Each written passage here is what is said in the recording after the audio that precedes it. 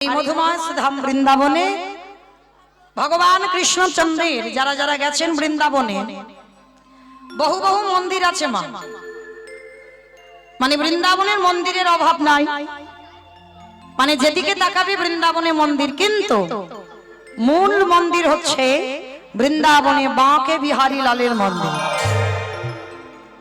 কতজন বৃন্দাবন গেছেন একবার হাত একটু তোলেন তো দেখি, তাহলে তারা দেখেছেন অবশ্যই করে যারা গেছেন। ওই জন্য বলবো ওই একজন দুজন তিনজন চারজন, বেশ যারা যারা বৃন্দাবনে গেছেন তারা দেখেছেন বৃন্দাবনে বাঁকে বিহারী লালের মন্দির, মানে যে মন্দিরে বাবা সব সময় ভিড়, আর দেখবেন একটা করে পর্দা টেনে দিচ্ছে, বেশিক্ষণ তুমি বিগ্রহ দর্শন করতে পারবে না, মানে বারে বারে পর্দা টেনে দেয়, ওইটা হচ্ছে বঙ্কু বিহারী লালের মন্দির। তো উনি বৃন্দাবনে ছিলেন বঙ্কুজি, পরবর্তী দিনে বাবা বিহারী লাল যোগ হয়েছে। কি করে হলো? কে সেই বিহারী লাল?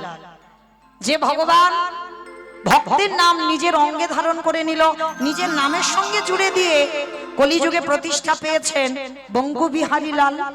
তাহলে চলো, যে বিহারীর জন্য ভগবানের এত আত্মত্যাগ, সবটাই আজকে আমরা বিষয়ে শ্রবণ করব, কেমন? তবে একটু মন দিয়ে শুনবেন মা, অনেক কিছু জানতে পারবেন।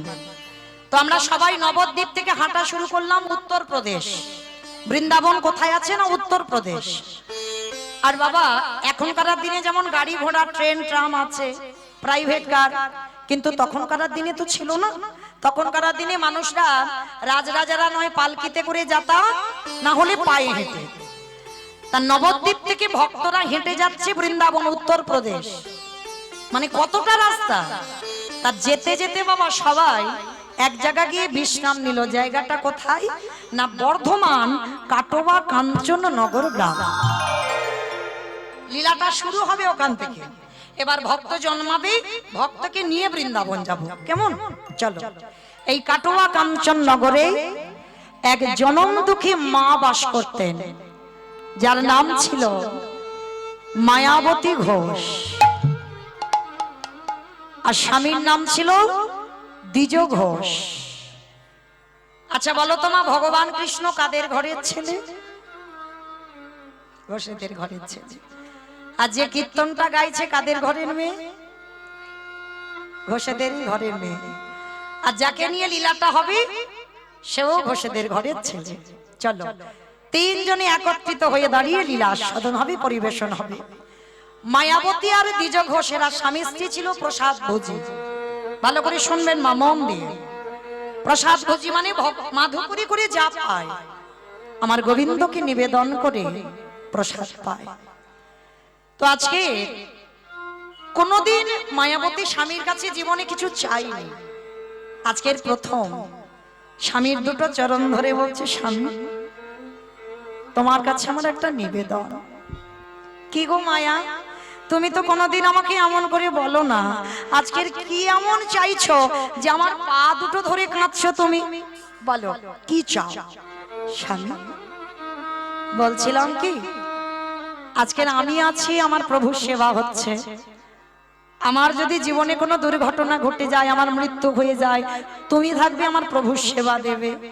কিন্তু যেদিন তুমি আমি আমরা দুই লোকে কেউ থাকবো না, আমার ভগবান কি উপবাসে যাবে? নারী জাতি তো যেই না কথাটা বলেছে পুরুষ মানুষ বুঝতে পেরেছে। চুপ করো, চুপ করো। ছি ছি ছি ছি, এত কিছু জগতে চাইবার ছিল, মায়া সন্তান চাইছো? পাবে না।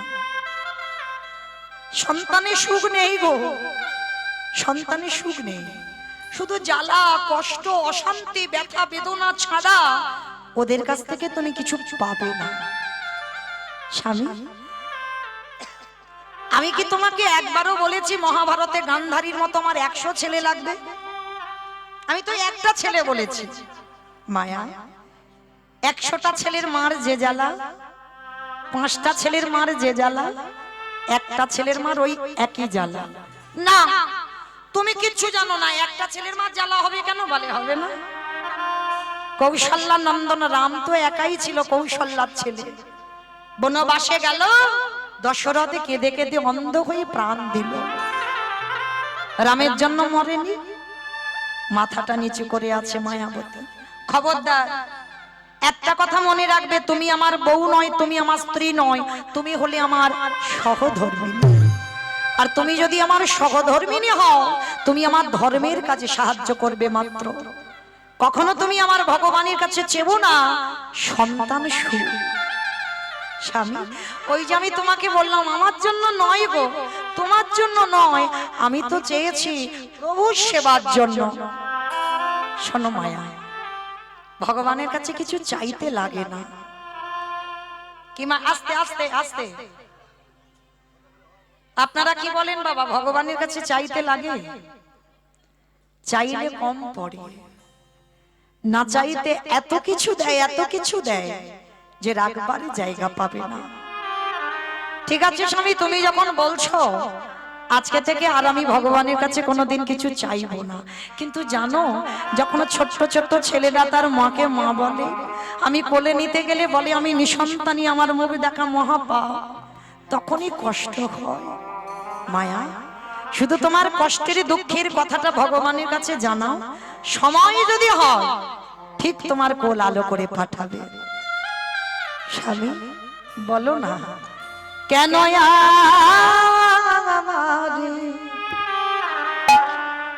কেউ মা বলে না,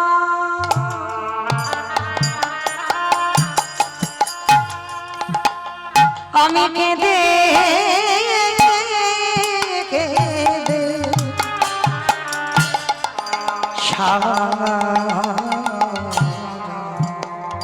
ওগো ধন রত্ন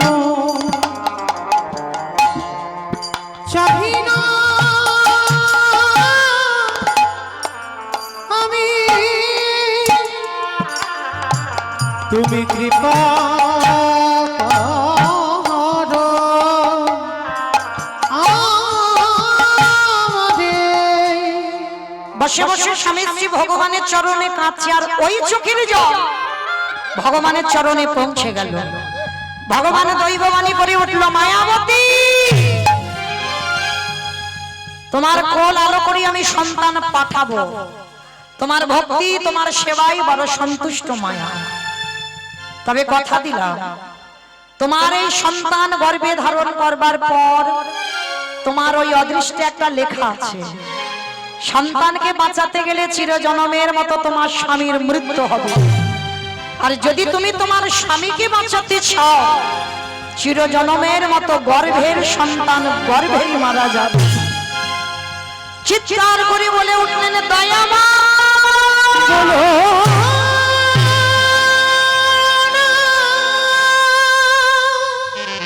তোমার কেমন লীলা, কেমন বিচার, তুমিও মনে করে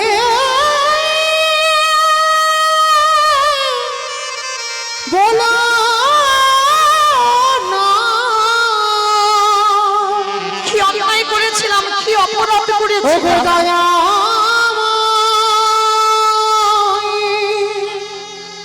বলো না।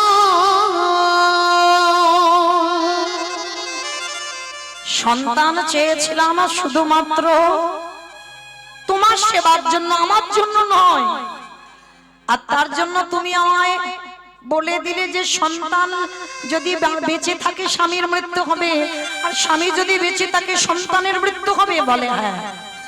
বলো মায়া, তোমার কপালে তো ওটাই লেখা, তুমি কাকে বেছে নেবে, সন্তান না স্বামী? মায়েরা আপনাদের প্রশ্ন করি, বলে এরকম যদি কারো জীবনে ঘটে, একদিকে সন্তান একদিকে স্বামী, দুটো দিকে দাঁড়িয়ে আছে, বলো কোনটা বেছে নেবে?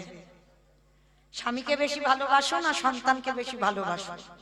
সন্তান পাবার পর কেউ যেন আমার বলে বসো না, স্বামী যদি না হয় তো সন্তান হলো কোথা থেকে, বলে, অনেকে বলে, তো ওই জন্য আগে থেকে খুলে দিলাম। হ্যাঁ বলো, সন্তান পাবার পর সন্তানকে বেশি ভালোবাসো না স্বামীকে বেশি ভালোবাসো? কাকে? স্বামীকে? দুজনকে। এ যাতে চটে না যায়। বলো আর কেউ বলতে পারছো না? সব স্বামীকে দুজনে? বেশ, হ্যাঁ তোমার দলের লোক, কিন্তু না 19-20 হবে তোমার। যদি একেবারে দাঁড়ি পাল্লায় ধরো একটু 19-20 হবে সন্তান। বেশিরভাগ মা, যত যত নারী এখানে আছে আমরা যারা মা, আমিও একজন মা, প্রত্যেকটা মা বলবে একটু বেশি সন্তান হবে। যে মা গর্ভে ধরে না সে মা জানে কতটা বেদনা। কুসন্তান হয়, কুমাতা কদাপি নয়। সন্তান ভুল করে, অন্যায় করে, অনেক কটু কথা বলে, কিন্তু মা যদিও রাগে বলে কোনোদিন মন থেকে বলে না। মা মা হয়, মা মা থাকে, কিন্তু মনে রেখো মা, এখানে মায়াবতীর ঘটনাটা দেখেন, সে তো এখনো সন্তানের জন্ম দেয়নি। আমরা নয় সন্তানকে জন্ম দিয়েছি, তার প্রতি মায়া মমতা পড়েছে, তাই বলছি সন্তান ভালোবাসি। কিন্তু মায়াবতী তো এখন ছেলের জন্ম দেয়নি, সবে গর্ভে ধারণ করলো। সেই সময় ভগবান বলছে, বলো তুমি কাকে চাও, সন্তান না স্বামী? এক বাক্যে বলেছিল, আমার সন্তান দাও। কেন?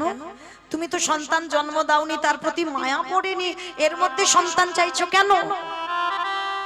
মায়াবতী কত ভেবে বলেছে দেখো কথাটা, দয়াময়, এ সন্তান তো আমার জন্য চাইনি, একদিনও বলিনি আমার সুখের জন্য আমার ছেলে দাও। আমি চেয়েছি আমার অবর্তমানে তোমার সেবা দেবে কে, তাহলে তোমার জন্য সন্তান চেয়ে সারা জীবন যদি আমার বৈধব্য জ্বালা পেতে হয়, আমি বৈধব্য জ্বালা পেয়ে এটুকু তো জানবো তোমার জন্য আজকের আমার এই দশা, তোমার ভালো করতে গিয়ে আমার এই দশা, তাই তুমি আমার সন্তানই দাও। মায়াবতীর কথা শুনে ভগবান আশীর্বাদ দিল, তথাস্তু মায়া, তাই হবে। তবে কথা দিলাম, যতদিন তোমার স্বামী জানতে না পারে ভালো, আর যেদিন জেনে যাবে সেদিন দৈব দুর্ঘটনায় তোমার স্বামীর মৃত্যু হবে। বলো মা, একটা নারী জাতি কতদিন লুকাবে গর্ভটা? জ্বর 5 মাস, তারপরে বহির্প্রকাশ তো হবে। হঠাৎ একদিন দ্বিজ ঘোষ ভর দুপুর বেলা এসেছে, মায়া, ও মায়া, মায়া, এ কি গো, এত আনন্দের কথা, এত সুখের কথা তুমি একবারও আমার বলার প্রয়োজন মনে করলে না? কেন গো? তুমি নারী জাতি, তুমি বলতে পারো, আমি পুরুষ, আমি কোনোদিন বলতে পারি না। কেন বললে না? তুমি কেন লুকিয়ে গেছো? স্বামী বলছে, মায়াবতী ডুকরে ডুকরে কাঁদছে। মায়া, কাঁদছো কেন? আর তো আমাদের কাঁদার দিন নয়, এবার আমাদের আনন্দের দিন। আমি বাবা বলা ডাক শুনবো, তুমি মা বলা ডাক শুনবে, কাঁদছো কেন? মায়াবতী বলে উঠলো, স্বামী, আমি এমনি এমনি কাঁদছি না, এই সন্তানের কথা তুমি আজ জেনে গেলে মানে আমার অদৃষ্টে লেখা আছে, আজই এই মুহূর্তে এই ক্ষণে তোমার মৃত্যু হয়ে যাবে। কথাটা বলা শেষ, অজানা জ্বর এসে দ্বিজ ঘোষের শরীরে প্রবেশ। বড় যন্ত্রণা, বড় কষ্ট, চিৎকার করে বলে উঠল, মায়া,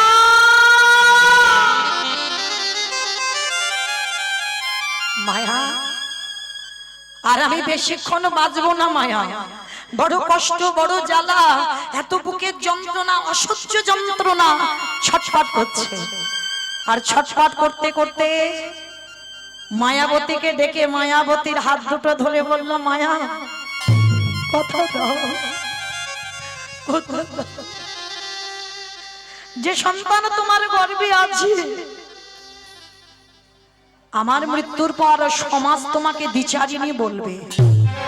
যে সন্তান তোমার গর্ভে আছে, আমার মৃত্যুর পর সমাজ তোমাকে কলঙ্কিনী বলবে। বলে বলুন, কিন্তু আমি তো জেনে যাচ্ছি ও সন্তান আমার। কথা দাও, আমার মৃত্যুর পর যে তোমার গর্ভে আছে, ও ভূমিষ্ঠ হলে ওকে করে তুলবে তুমি কৃষ্ণ ভক্ত। কথাটা বলে দ্বিজ ঘোষের মৃত্যু হয়ে গেল। ও মায়েরা, সন্তান ভালোবাসি বলে এই নয় যে স্বামী ভালোবাসে না। এই জগতে যতদিন মাথাতে ছাতা থাকে না, ততদিন কিছু বুঝতে পারবে না। আর যেদিন তোমার মাথা থেকে ছাতাটা চলে যাবে, তুমি একা হয়ে যাবে, তোমার আহা বলার আর কেউ থাকবে না। স্বামীর মরা মাথাটাকে কোলে করে নিয়ে বসে আছে। গ্রামের লোকজনেরা জেনে গেল দ্বিজ ঘোষের মৃত্যু হয়েছে।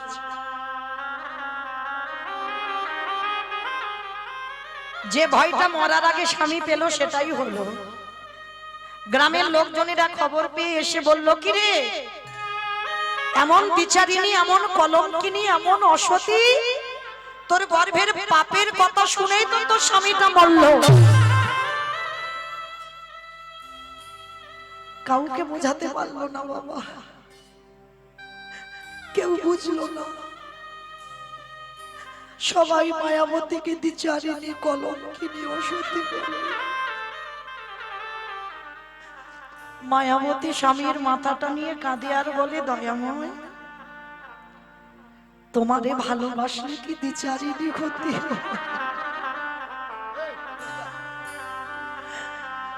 তোমারে ভালোবাসলে কি কলঙ্কিনী হতে? ওগো দয়াময়,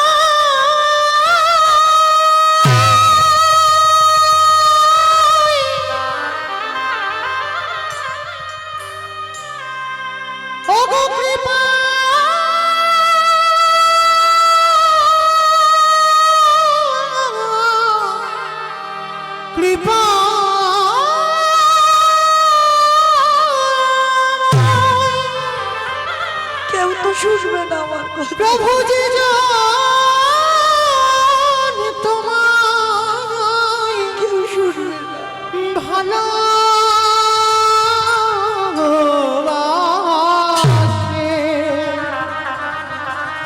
তারে কি এমনি করিয়ে কাঁদিতে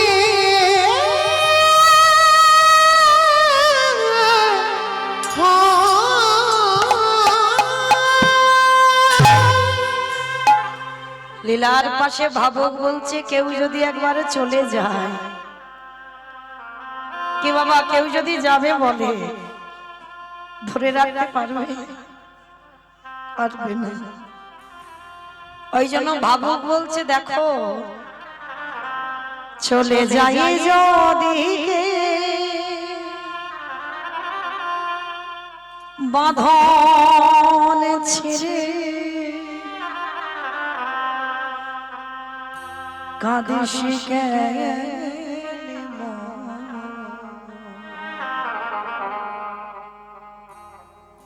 ভাঙা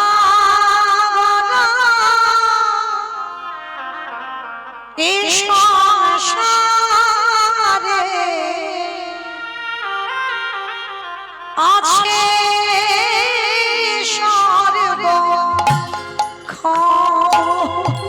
চলে যাই যে দিকে বাঁধন ছেড়ে, কাঁদিস কেন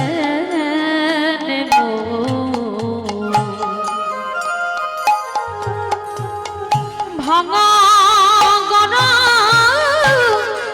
এই সংসারে আছে সর্ব ওরে ভাঙা গনা এই সংসারে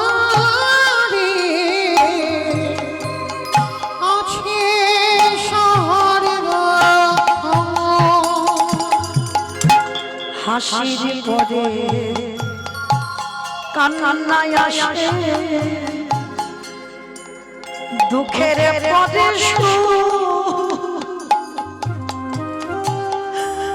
আধার রাতে পরে যে তুই দেখবি আলো।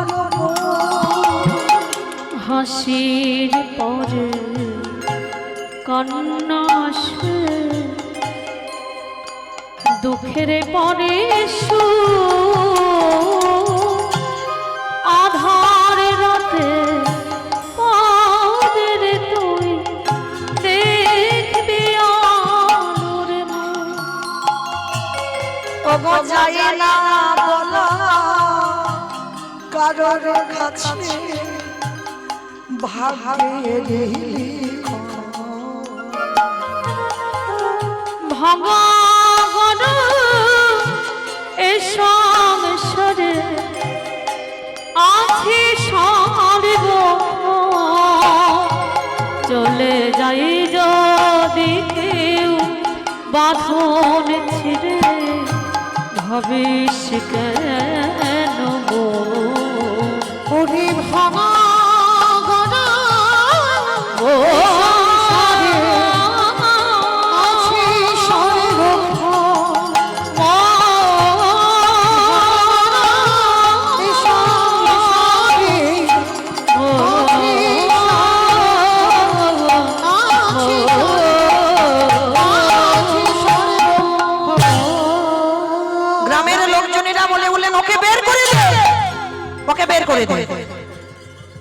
অসতী কলঙ্কিনী বলে আমাদের দ্বিজ ঘোষ করেছে। কাল সকাল বেলা হলে যেন কেউ আমরা ওর মুখ না দেখতে পাই, বের করে দিবি রাতের বেলা। স্বামীর দাহ কাজ সম্পূর্ণ করে কেউ আশ্রয় দিল না মেয়েটাকে দ্বিচারিণী কলঙ্কিনী বলে। কাউকে বোঝাতেও পারলো না যে মায়াবতী দ্বিচারিণী নয়। কারণ মনে রাখবে বাবা, কৃষ্ণ ভক্ত হয়েছ, কলঙ্কিনী হবে না, দ্বিচারিণী হবে না বললে তো হবে না। আমার কৃষ্ণকে ভালোবাসলে যে দ্বিচারিণী হতে হবে। কি গো, মেবারের রানী মীরাবাই স্বামী ছিল, সংসার ছিল, শাশুড়ি ননদী সব ছিল। আমার গিরিধারীকে ভালোবেসে কলঙ্কিত হয়ে গেল। আমার রাধারানী আমার প্রাণ গোবিন্দকে ভালোবেসে জগৎ সংসারে কলঙ্কিনী নাম নিল।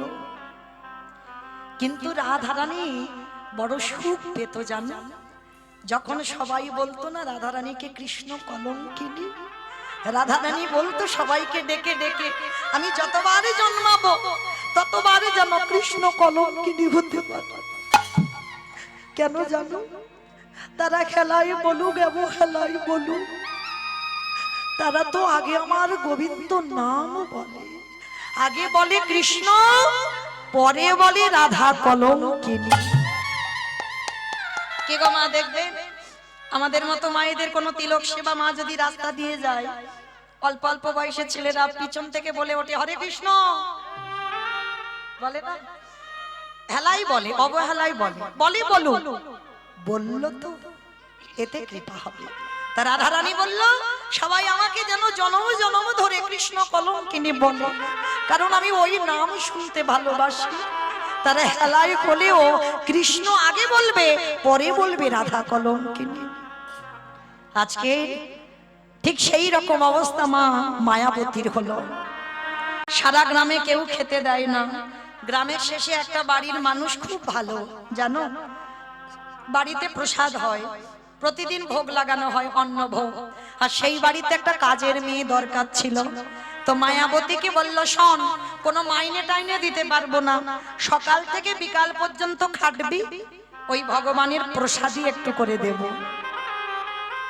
জায়গা নেই তো যাওয়ার, সাত কুলে কেউ নেই, হরি বল, কেউ নেই। কৃষ্ণ ভক্তদের কেউ থাকে না গো, কেউ থাকে না। ভগবান এক এক করে তোমার কাছ থেকে সব কেড়ে নেবে। কৃষ্ণ ভক্তরা একা হয়, ওদের কেউ থাকে না। পথের ভিখারি করে দেবে, রাস্তার ভিখারি করে দেবে। রাজ ঐশ্বর্যে রাজ অট্টালিকাতে বসে কৃষ্ণ ভজন হয় না, পাথর সেটিং করা ঘরে কৃষ্ণ ভজন হয় না। ভালো করে লক্ষ্য করে দেখেন, যদি রাজপ্রাসাদে ভজন হতো তাহলে মহাভারতে বিদুর জঙ্গলে গিয়ে মা পরাশরীকে নিয়ে ওই খুদের অন্ন আর শাক সিদ্ধ আর কৃষ্ণকে কলার খসা দিত না। তাকিয়ে দেখেন সুদামা ঠাকুরের দিকে, যে কৃষ্ণের বন্ধু, স্ত্রীর পরনে একটা পোশাক ভালো দিতে পারত না। তাকিয়ে দেখেন ওই ষোড় গোস্বামীর মধ্যে এক গোস্বামী রঘুনাথ দাস গোস্বামী, হুগলি জেলায় আদি সপ্ত গ্রামে বাড়ি। বাবা ছিল গোবর্ধন দাস, হিরণ্য দাস বাবা জ্যাঠা। মাসে আয় ছিল বাবা 12 লক্ষ স্বর্ণ মুদ্রা। নবাবকে কর দিত 8 লক্ষ স্বর্ণ মুদ্রা। তাহলে কত বড় জমিদার! সেই জমিদারি ত্যাগ করে রঘুনাথ ছুটে গেল বৃন্দাবন। তাকিয়ে দেখেন নরোত্তম দাস ঠাকুর সমস্ত কিছু ত্যাগ করে দিয়ে ছুটে গেল বৃন্দাবন। তাকিয়ে দেখেন কান্দির জমিদার লালা বাবু, একটা কথায় এত কীর্তন শুনি, এত কীর্তন গাই, এত ভাগবত পড়ি, এত ভাগবত শুনি, চেতনা হয় না। আর লালা বাবুর একটা কথায় চেতনা হলো, বাবুজি বেলা যে যায় বাসনায় আগুন দেবে, বাবুজি গো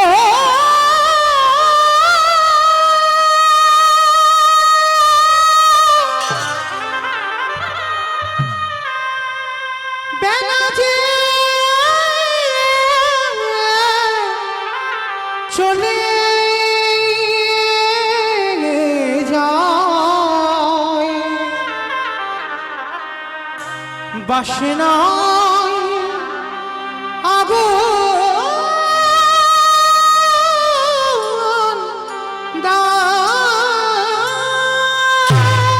কামনা বাসনায় আগুন দিয়ে লালা গেল বৃন্দাবন। তাহলে মায়েরা লক্ষ্য করেন, ভুরি ভুরি প্রমাণ। আজকে ঠিক সেই মায়াবতী ওই একই দশা হলো। একটা বাড়িতে কোনো টাকা নয়, কোনো মাইনে নয়, শুধু খেতে পায়। দেখতে দেখতে 10 মাস 10 দিন, আর 10 মাস 10 দিন পর মায়াবতীর কোল আলো করে একটা ছোট্ট ফুটফুটে পুত্র সন্তান এলো, যার নাম রাখলো বিহারী লাল। সেই বিহারী, যার নাম ভগবান নিজে অঙ্গে ধারণ করেছে, নিজের নামের সঙ্গে জড়িয়েছে। বিহারী জন্মালো, জন্ম থেকেই এত কষ্ট। মা ওই বুকে করে করে নিয়ে লোকের বাড়ি কাজে যায়। দেখতে দেখতে বিহারীর বয়স দাঁড়ালো 5 বছর। 5 বছরের বিহারী, আমায়রা এই জায়গাটা ভালো করে শুনবেন। 5 বছরের বিহারী বাড়িতে থাকে, মা কাজ করে বিকালবেলা খাবার আনে, বিহারী খায়। আর তো কিছু জোটে না, পাবে কি করে? যার বাড়িতে যায় সে তো দূর দূর করে তাড়িয়ে দেয়, এক ঘরে করে দিয়েছে ওদেরকে। ভগবান মনে মনে ভাবছে একটু ঘষে মেজে নিতে হবে না? কি গো মায়েরা, শেকড়া যেমন আস্তে আস্তে গো, আস্তে আস্তে বাবা, সামনে বসেছো একটু আস্তে, হাতে ধরে বলছে বাবা, সামনে তো চোখে লাগছে, আস্তে, সোনা ছেলে, লক্ষ্মী ছেলে। তো যাই হোক, তো এইবার ছোট্ট বিহারী সারাদিন কিছু খায় না, 5 বছরের ছেলে। এ বাবা শোন, ভালো লাগবে, তোদের মতো একটা ছেলে তার কত কষ্ট দেয়, কি করে কৃষ্ণ ভক্ত হলো, একটু শোন, ভালো লাগবে। 5 বছরের একটা ছেলে খেতে পায় না সারাদিন। আমরা সবাই তো খেতে পাই গো, ছেলেদের কত কিছু খাবার পাই না, সকাল থেকে রাত্রে ঘুমানো পর্যন্ত শুধু খাওয়াতেই ব্যস্ত। কিন্তু দেখেছো কত ভিখারি খাবার জন্য দাঁড়ে দাঁড়ে যায়। বিহারীর ওই একই দশা, সারাদিন কিছু খায় না, মা কখন খাবার আনবে একটু খাবো। তো আজকে ভগবান মনে মনে ভাবছে দেখি ও কি করে। যে বাড়িতে কাজ করতো সে বাড়ির খাবার আজকের পাইনি, কোন আত্মীয় বাড়িতে যাবে জল তুলসী দিয়ে চলে গেছে, আর মায়াবতীকে বলল মায়া তোর খাবারের ব্যবস্থাটা আজকের করে নিস। কিন্তু মায়াবতীর বুকটা কেঁপে উঠলো, আজকে তো কিছু পাবো না, কেউ দেবে না আমায়, খালি হাতে বাড়িতে ফিরছে। আর যখনই খালি হাতে বাড়িতে এসেছে না, ওদিকে ছোট 5 বছরের বিহারি ছুটতে ছুটতে এসেছে, মামা মা মা, মার কোমরটা জড়িয়ে ধরেছে। ও মা, মা গো, কি রে বাবা? ও মামা দাও, মা কি খাবার এনেছো দাও, বড্ড খিদে পেয়েছি, সকাল থেকে কিচ্ছু খাইনি, দাও না মা। আচ্ছা বলো তো মা, ছেলে যত বড় হয়ে যাক, এই যেমন এই কয়েকদিন আগে রাস পূর্ণিমায় কীর্তন করে গেলাম, তখন আমার ছেলেটা ছিল, অনেকে দেখেছে। ছেলে যতই বড় হোক, মা যদি ছেলের জন্য একটা লজেন্স আনে না, সেটা যেন কত আনন্দ। ছেলে বাড়িতে বসে থাকে, কখন মা ঘরে আসবে। তবে সব ছেলে নয় আর সব মাও নয়, এইটা দেখতে হবে। পৃথিবীতে সব মা মা হয় না, সব সন্তান সন্তান হয় না। এইবার যেই না বাবা ছেলেটা এসে মার কোমর ধরেছে, ও মামা ও মা কি খাবার এনেছো দাও না মা, বড্ড খিদে পেয়েছে গো, দাও কিছু দাও। খোকা একটা কাজ কর না বাবা, আজকে যে বাড়িতে কাজ করছিলাম না কিছু পাইনি, হে বাবা আজকের একটু জল খেয়ে কাটিয়ে দে না। ও মা সকালবেলা থেকে তো জল খাচ্ছি, আর কত জল খাবো বলো, বড্ড যে খিদে পেয়েছে আমার যে উদর জ্বলছে, দাও না আমায় কিছু খেতে। মার হৃদয়টা ভেঙে চৌচির হয়ে যাচ্ছে। ভগবান এমন করে আমার জন্ম দিয়েছে যে আমার সন্তান ক্ষুধার্ত, তার মুখে কিছু দিতে পারছি না। বেশ, মা মনে মনে ভাবছে জীবন আর রাখবো না, আমি বেঁচে আছি বলে আমার ছেলেটার এত কষ্ট। কি গো মায়েরা, যে ছেলের বাবা না, বাবা থাকে না, মা থাকে না, সমাজ তাকে কি বলবে? অনাথ। আর অনাথ বলে দেখবে অনেক মানুষ আছে কিছু খেতে দেয়। তা মা মনে মনে ভাবলো আমি আছি বলে আমার ছেলেটা কষ্ট পাচ্ছে, কারণ জগতে সবাই বলে আমি বিচারিনি, ওই জন্য আমার ছেলেটা খেতে পায় না। কিন্তু আমি যদি মরে যাই তাহলে মনে হয় অনেকে আমার ছেলেটাকে কিছু খেতে দেবে। মনে মনে ভগবানের কাছে জানাচ্ছে, দয়াময় আজ রাত্রিবেলা কোন রকমে আমার ছেলেটাকে ঘুম পাড়িয়ে আমি ওই গঙ্গার জলে আত্মবিসর্জন দেব। ছেলেটাকে কোলের কাছে তুলে নিয়েছে, ক্ষুধার্ত ছেলে। আর দেখবেন মা, মায়ের কোলটা এমনই একটা কোল না, যদি একবার ছেলেকে যত অসুস্থ হোক, যত খিদে পাক, যদি কোলের কাছে নিয়ে একবার ছেলের মাথায় একটু হাত বুলিয়ে দাও, সব জ্বালা সব কষ্ট যেন জুড়িয়ে যায়। ছেলেটার মাথায় হাত বুলাচ্ছে আর বলছে, বাবা একটু ঘুমানা বাবা, আমি কথা দিলাম যখনই সকাল হবে দেখবি তুই কত খাবার পাবি, খেয়ে খেতে পারবি না। মা তো জানে যে আমি যদি আত্মবিসর্জন দিই সবাই লোকজন জেনে যাবে, আর ছেলে যখন কাঁদবে সবাই এসে ওকে খেতে দেবে। ছেলেটাকে কোলের কাছে নিয়ে মাথায় হাত বুলাতে বুলাতে ওই ছোট্ট বিহারি ঘুমিয়ে পড়েছে।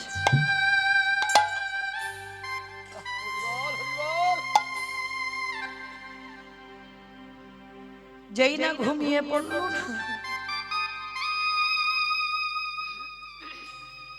ভগবানের চরণে গিয়ে জানাচ্ছে, দয়াময়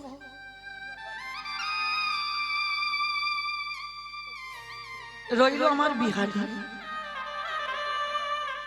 কিছু দাও না দাও, অন্তিম সময় ওর দর্শনটুকু দিও,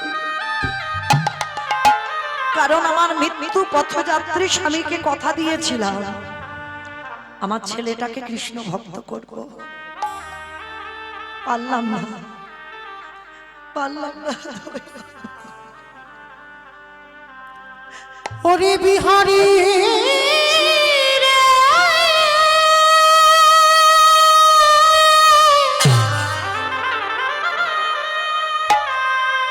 ওরে চলে যা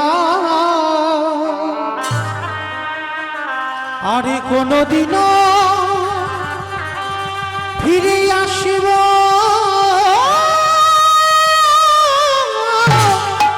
না।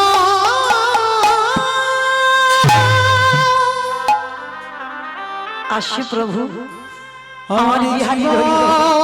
জীবনে নদী রইল আমার বিহারি, ওকে দেখো তুমি। নইয়া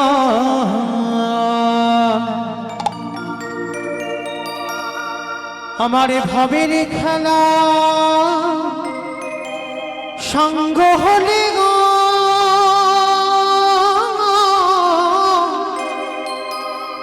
একেবারে দিও পারে করিয়া আমার জীবনের নদী নাইয়া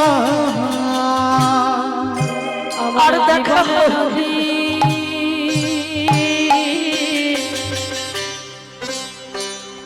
নাইয়া আসি প্রভু, আমার ছেলেটাকে দেখো তুমি একটু। আমার ভাবের খেলা সঙ্গ হলি গো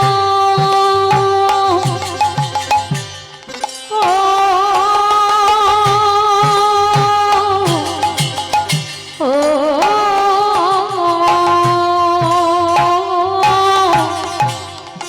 দিও পরে রিয়া আমার জীবন নদীর নাইয়া আমি চলে যাই। দয়াল হে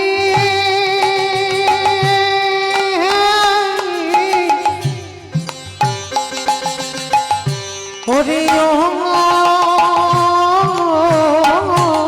দয়াল হে ও দয়াল হি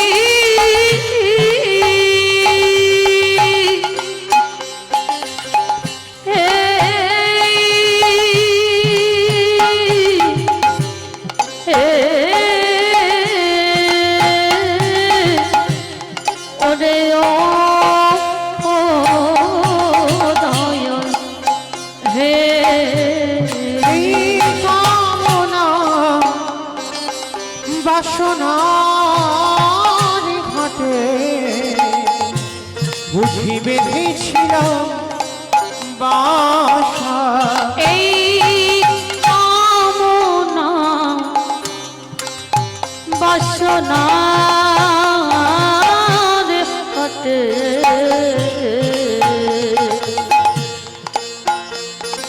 বুঝি বেঁধেছিলাম বাসা সবই অচল হবে যাওয়ার কালে গো নিতাই গৌর প্রেমানন্দে হরি বল, হরি বল, হরি বল।